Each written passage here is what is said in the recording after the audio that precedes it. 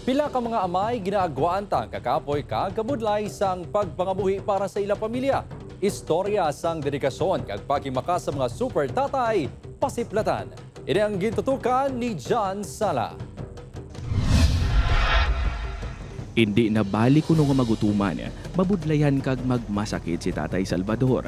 Basta hindi lang maagyan sang iya mga kabataan ang kabudlay nga iya ginaagunto sa pangadlaw-adlaw. Bilang isa ka tricycle driver, naanad na ini sa tagiti sang init. Subukat tigululan, masami man ini nga ginaulanan sa dalan. Kung kaisa gani, hindi na kuno ini makakaon sang insyakto bangod sa iya pagbaka-baka sa pagbiyahe. Para makatapos tratawahan ang mga buhay nila sa pakadlaw mag-irog sakot.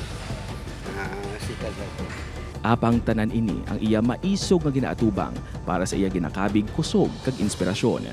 Inspirasyon sa bataan nga maukod mag-eskwela, mo bibina.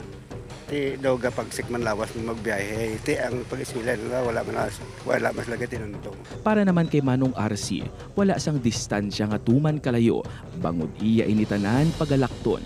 Bit-bit ang duwa sini ka basket para sa iya mga ginakabig kabataan. Nagalibod ini sa mga uga sa syudad sang Iloilo.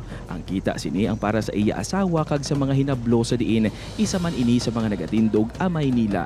Apisar hindi idiya kaugalingon nga kabataan, handa ini nga magpakatatay para sa ila. Mabulig ko ang ano lang makaya ko para sa ila pag-eskwela, mga pagkaon, panggawi sa ano. Disyembre daw bali gumang kung pamangkay yung sila na parang dugo ginadugo. Ang mangin isa ka amay ang hindi mahapos, masami sila nga nagatago sang ila kakapoy, emosyon kag kabudlay para sa ila mga kabataan kag pamilya. Sila ang nagaserbi kusog sang ila pamilya, apang kun kaisa ginakapoy man kag nagaatubang sa pagpanghangkad. Pero sa baylo nga madulaan sang paglaom, padayon sila nga nagatindog para sa ila mga pinalangga. Saludo kami sa inyo mga super tatay, hindi lang sa adlaw sang Father's Day, kundi tagsa kaadlaw. Upod kay Hans Desierto, John Sala. 1 Western Visayas.